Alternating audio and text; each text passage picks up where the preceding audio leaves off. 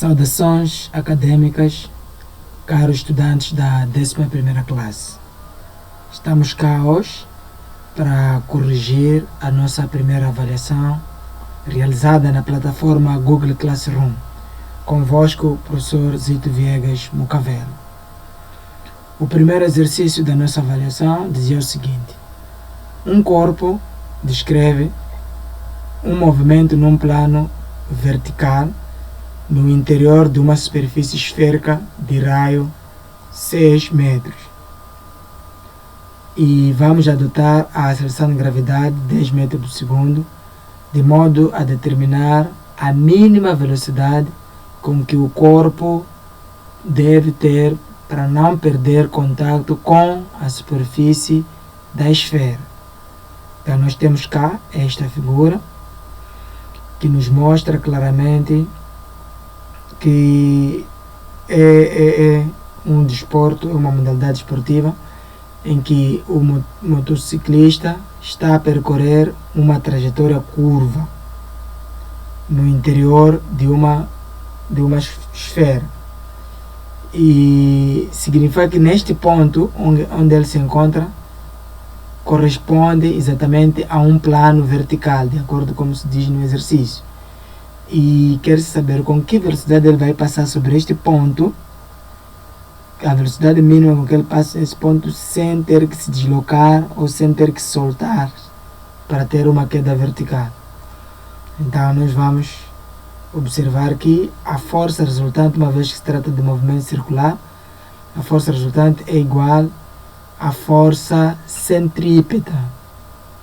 E esta força centrípeta é uma força resultante de um conjunto de forças que possam atuar sobre este corpo. Neste caso, se nós considerarmos o nosso movimento circular, então temos o ponto central da curva, onde temos a força de gravidade, que é o peso do corpo, atua para o centro da curva, e temos a normal. Porém, em condições normais, a normal sempre aponta para cima, ou seja, na maioria das vezes indicamos a normal apontando para cima. Mas nesse caso cá, não tem como a normal apontar para cima, porque uma vez que a força normal é aquela que a superfície exerce sobre o corpo. Então neste caso a superfície está a exercer a força normal para o corpo, mas na direção vertical de cima para baixo. Então, como podemos ver assim, temos a normal dirigida no mesmo sentido com a força de gravidade. Sendo assim, significa que a força resultante é igual a normal mais a força de gravidade, porque tem o mesmo sentido. E as duas apontam para o centro, por isso que são positivas. E deve ser igual a força centrípeta no movimento circular é igual a massa vezes a aceleração centrípeta. Porém, nós sabemos que neste ponto onde a moto se encontra, a tendência é de o corpo passar com uma velocidade de tal forma que consiga atravessar a posição vertical ou plano vertical sem deslocar-se exatamente da superfície da esfera. Porém, quase que a normal cá não atua, ou seja, quase que a superfície não exerce uma força como tal para a moto, porque passa com uma velocidade rápida, de tal forma que a massa quase é desprezível neste ponto, ou seja, a normal tende para zero. E por outro lado, a força de gravidade é definida pela massa vezes a aceleração de gravidade, enquanto que a aceleração centrípeta é a velocidade ao quadrado dividido pelo raio da curva neste movimento. Então, uma vez que a normal tende para zero, de acordo com a explicação que estamos a dar, então significa que K tende para zero. Então, resolvendo, dando continuidade, no lugar da força de gravidade, vamos colocar massa vezes a aceleração de gravidade, que será igual a massa vezes, no lugar da aceleração centrípeta, vamos colocar velocidade ao quadrado dividido pelo raio. E como podemos ver, temos um fator comum nos dois membros, significa que podemos simplificar a massa pela massa, ou, querendo também, podemos passar uma das massas para outro membro, vai dividir uma entre si, e o resultado, logicamente, que vai ser 1. Então, sempre vamos ter que simplificar. Daí podemos escrever a gravidade como sendo igual à velocidade ao quadrado dividido pelo raio. E passando o raio para outro membro, o sinal de igualdade vai multiplicar pela gravidade. Daí ficaremos com a velocidade ao quadrado igual a gravidade vezes o raio. Para eliminarmos o quadrado da velocidade, temos que colocar as grandezas nos dois membros dentro da raiz, de tal forma que a raiz quadrada, o seu índice é simplificado pelo expoente da velocidade, ficando deste modo a nossa expressão como sendo igual a velocidade igual a raiz quadrada da gravidade vezes o raio. Assim já podemos substituir os dados na fórmula. Mas, por outro lado, o estudante podia imediatamente substituir os dados na fórmula logo daqui, sem precisar chegar a uma fórmula específica. Podia usar essa igualdade e substituir os dados para depois isolar a velocidade. É opcional. Chegando à fórmula também é uma opção. Então, substituindo os dados, significa que a velocidade será igual a raiz quadrada da gravidade, que é 10, vezes o raio, que é 6. E o produto do radicando vai ser igual a 60. A raiz quadrada de 60 significa que a velocidade é igual a 7,75 e essa unidade é metro por segundo. E este exercício tem a cotação de 4 valores. Passamos para o segundo exercício. Diz o seguinte: um corpo de 4 kg, então a massa do bloco que está cá tem 4 kg de massa e move-se com uma velocidade de 10 metros por segundo. E esse movimento ocorre sobre o plano horizontal e a dado momento poderá chocar contra a mola, sendo que a constante elástica da mola é de 10 elevado a 4 Newton por metro. Então queremos determinar a deformação da mola x ou variação de x. Sendo assim, significa que temos em consideração o princípio de conservação da energia mecânica. Neste caso, o momento em que o bloco vai chocar com a mola, significa que a energia cinética, que tem a ver com o movimento do bloco, nesse momento vai ser igual à energia potencial elástica, que é produzida através da mola. E por sua vez, sabemos que a energia cinética é um meio da massa vezes velocidade ao quadrado, enquanto que a energia potencial é um meio da constante elástica da mola vezes a deformação da mola ao quadrado. E sendo assim, nós já vimos que podemos simplificar o 2 pelo 2 que está no outro membro. Ou seja, se passarmos um dos dois para outro membro, vai dividir entre si. Então podemos simplificar sobre apenas massa velocidade ao quadrado igual a kappa deformação ao quadrado.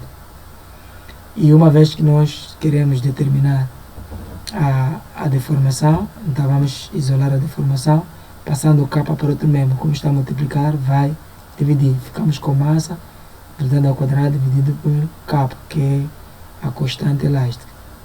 Dando continuidade, então vamos ver que para eliminar o quadrado da deformação, temos que colocar raiz nos dois membros, como procedemos no exercício número 1. Isso vai nos permitir simplificar o índice da raiz e o quadrado de x. Uma vez que é raiz quadrada, então tem índice 2. O 2 do índice da raiz sai com o quadrado da deformação. E assim, dando continuidade do outro lado, ficamos com x igual a raiz quadrada da massa velocidade ao quadrado dividido pelo k. Se quiséssemos organizar a expressão, podíamos tirar a raiz como está ao quadrado, aliás, a velocidade como está ao quadrado para fora da raiz. Mas não é necessário, vamos substituir os dados, ficando deste modo com a raiz quadrada da massa, que é 4, vezes a velocidade, que é 10, mas vamos colocar ao quadrado, porque cá está ao quadrado, dividido pela constante elástica, que é 10 elevado a 4. Assim sendo, a deformação x será igual a raiz quadrada de 4 vezes 10 elevado a menos 2. Então, nós temos cá a divisão de bases iguais a expoentes diferentes. Mantivemos a base, que é 10, e subtraímos os expoentes. Ficou 2 menos 4, que vai dar menos 2. Então, sendo assim, o x será igual a raiz quadrada de 4 é igual a 2, e raiz quadrada de 10 elevado a menos 2 é igual a 10 elevado a menos 1. E a unidade de formação é metro. E também podemos escrever o resultado sob forma de um número decimal, ficando 0,2 metro. Passamos a seguir para o exercício número 3, também com a cotação de 4 valores. A figura mostra o perfil de uma montanha russa de um parque de diversão. Então, o carrinho junto com os passageiros tem uma massa de 800 kg e esses passageiros são elevados até um ponto mais alto por uma esteira. Então, o ponto mais alto é o ponto A e nesse ponto A nós temos uma altura de 8 metros.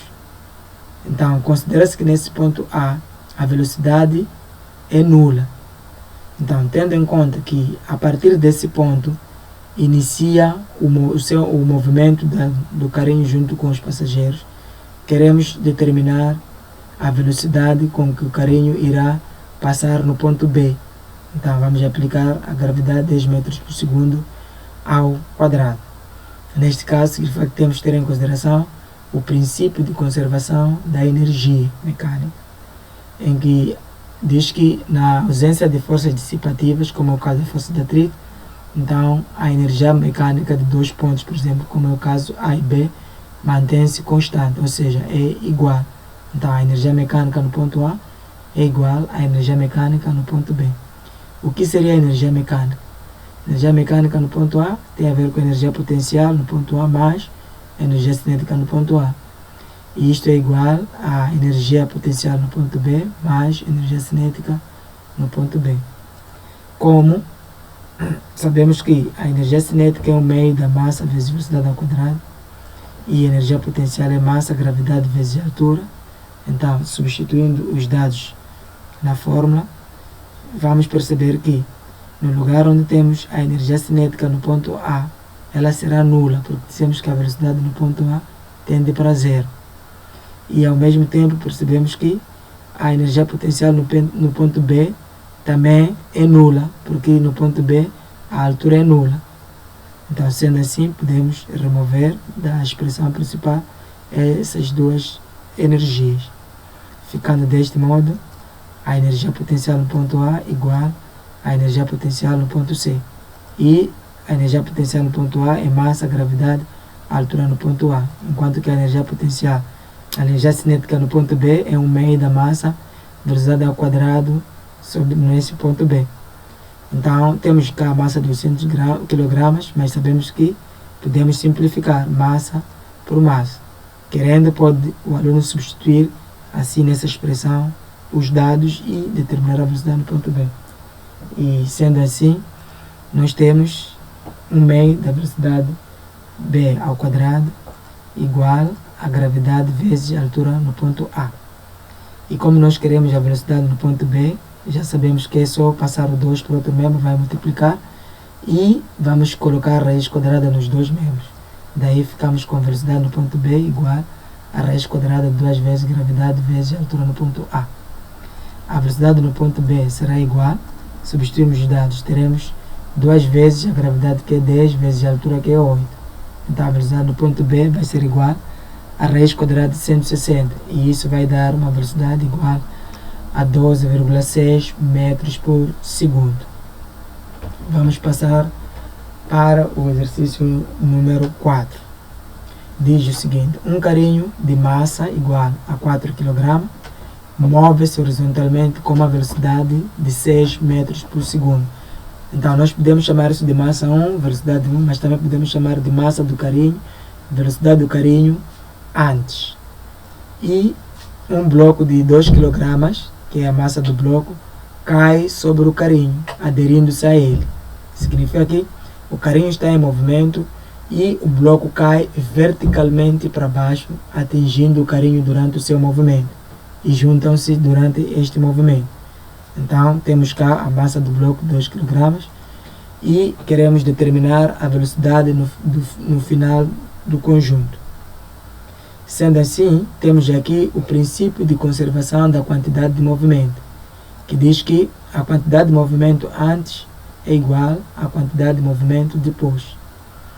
E o que seria a quantidade de movimento antes? Tem a ver com, uma vez também a falar de carrinho e bloco, então a quantidade de movimento do carrinho mais a quantidade de movimento do bloco antes será igual à quantidade de movimento do carrinho depois mais a quantidade de movimento do bloco depois. E uma vez que a quantidade de movimento é o produto da massa pela velocidade, Então significa que numa primeira fase o bloco possui velocidade nula, uma vez que ele está em queda livre. Então sabemos que um corpo em queda livre, um movimento vertical que parte de cima para baixo, o corpo inicia o seu movimento no ponto mais alto com velocidade nula. Então sendo assim, significa que a quantidade de movimento do bloco antes é nula. Anulamos porque a velocidade é nula. Então ficamos com a quantidade de movimento do carrinho antes, que tem a ver com a massa do carrinho vezes a velocidade do carrinho antes, igual a quantidade do movimento do carrinho depois, que é massa do carrinho vezes a velocidade do carrinho depois, mais a quantidade de movimento do bloco depois, que é massa do bloco vezes a velocidade do bloco depois. E uma vez que as velocidades depois são iguais, porque os dois corpos aderem a um mesmo movimento, então o bloco, assim como o carrinho, possui a mesma velocidade depois. Sendo assim, estamos a dizer que a velocidade do carrinho depois é igual à velocidade do carrinho do bloco depois, que corresponde à velocidade final do movimento. Então, substituindo a velocidade final nessa expressão anterior, vamos ver que teremos um fator comum, que é a própria velocidade, porque é igual. Então vamos evidenciar o fator comum. Assim sendo, teremos no início temos a velocidade do carrinho vezes a velocidade do carrinho antes, deve ser igual. Então, evidenciando o fator comum, teremos massa do carrinho mais massa do bloco, tudo isso vezes velocidade final, porque são iguais. E evidenciando a velocidade final, querendo, o aluno pode substituir os dados imediatamente na expressão anterior, que é esta, ou então o aluno pode muito bem evidenciar para ter uma única forma. Está evidenciando, aliás, isolando a velocidade final, vamos passar a soma das massas por outro membro. Como está a multiplicar, quando vai para lá vai dividir. Então ficamos com massa do carrinho vezes a velocidade do carrinho antes, igual sobre a massa do carrinho mais a massa do bloco. Então a velocidade final vai ser igual. Vamos substituir os dados, teremos a massa do carrinho, que é 4, mais a sua velocidade, que é 6, sobre a massa do carrinho 4 mais a massa do bloco, que é 2. Então a velocidade final será igual ao produto do numerador, que é 24, sobre o produto do denominador, que é 6. E daí a velocidade vai ser igual a 4 metros por segundo. Como podemos ver, a velocidade do carro no início era de 6 metros por segundo. Depois de se juntar com o bloco, reduziu para 4 metros por segundo. E isso faz sentido. Significa que se nós aumentamos o peso do carrinho, então reduziu a velocidade. Como podemos ver, de acordo com a expressão principal da quantidade de movimento, a velocidade vai ser inversamente proporcional à massa. Então significa que quanto maior for a massa, menor será a velocidade. E nós, claramente, adicionamos a massa do carrinho pela massa do bloco. Por isso que reduziu a velocidade para 4 metros por segundo. E passamos para o nosso último exercício, que é o exercício número 5. Diz o seguinte: dado o sistema de cargas elétricas abaixo, determine a força resultante sobre a carga Q. Então, para nós determinarmos a força resultante, é necessário antes representar essa mesma força resultante. Como podemos ver, a carga A em relação à carga Q, a carga Q é o ponto de aplicação, porque é a situação que está no problema. Então, são duas cargas do mesmo sinal, significa que entre si há uma repulsão. Logo, vamos mostrar a força que a carga A exerce sobre a carga Q, que é uma força de repulsão. E em relação à carga QB, em relação à carga B, tem sinais contrários, significa que entre eles há uma atração. Tendo em conta que o ponto de aplicação é o lugar onde temos a carga P, a carga Q, então a atração que existe entre as duas cargas de sinais opostos mostra-se com a força B. Sendo assim, temos duas forças A e B colineares com o mesmo sentido. Obviamente que a força resultante vai atuar também no mesmo sentido. Então, não pediam para indicar a direção e o sentido, mas nós achamos que podíamos colocar cá. A direção da força resultante é horizontal e o sentido, como podemos ver, é da esquerda para a direita, que é indicado pela seta. E a seguir vamos determinar o modo da força resultante, que nesse caso é o pedido do problema. Então vamos colocar os dados. A carga A é de 6 microcoulomb e convertido para o sistema internacional significa 6 vezes 10 elevado a menos 6, porque micro significa 10 elevado a menos 6. A carga B é igual a 4 microcoulomb e significa 4 vezes 10 elevado a menos 6. E a carga Q é de 2 microcoulomb, significa 2 vezes 10 elevado a menos 6. Colombo. E a distância da carga A em relação à carga Q, chamamos de distância A, é igual a 6 centímetros, e no sistema internacional significa 6 vezes 10 elevado a menos 2 metros, porque qualquer valor em centímetro é só dividir por 100. Então 6 dividido por 100 vai dar 0,06 metros. E 0,06 metros em notação científica corresponde exatamente a 6 vezes 10 elevado a menos 2 metros. E a carga QB em relação à carga Q tem a distância de 4 centímetros. E isso corresponde a 4 vezes 10 elevado a menos 2 metros, conforme a explicação anterior. E vamos precisar de aplicar a constante de Colombo, que é 9 vezes 10 elevado a 9 Newton metro quadrado por Colombo ao quadrado, para determinarmos a força resultante sobre a carga Q. Sendo assim, na fórmula, nós vamos ter que aplicar a lei de Colombo, que diz que a força elétrica é igual a constante de Colombo vezes a carga Q1 vezes a carga Q2 dividido pela distância ao quadrado. Esta lei afirma que a força é diretamente proporcional ao produto entre o módulo das cargas e inversamente proporcional ao quadrado da distância que separa essas mesmas cargas. Então nós podemos ver que, apesar de não colocarmos as barras verticais que indicam os módulos, mas toda a carga que estiver cá, independente do seu sinal, negativo ou positivo, ao calcular temos que substituir o valor positivo porque corresponde ao seu módulo. Sendo assim, de forma rápida, para economizarmos o tempo e o espaço que não tem, vamos determinar a força A é igual à constante de Colombo, carga A, carga B. Então, a constante de Colombo é 9 vezes 10 elevado a 9, vezes a carga A, que é 6 vezes 10 elevado a menos 6, vezes a carga Q, que é 2 vezes 10 elevado a menos 6, dividido pela distância A, que é de 6 vezes 10 elevado a menos 2, tudo isso elevado a 2, de acordo com a forma. Enquanto que a força B é igual à constante de Colombo, que é 9 vezes 10 elevado a 9, vezes a carga B, que é 4 vezes 10 elevado a menos 6, vezes a carga Q, que é de 2 vezes 10 elevado a menos 6.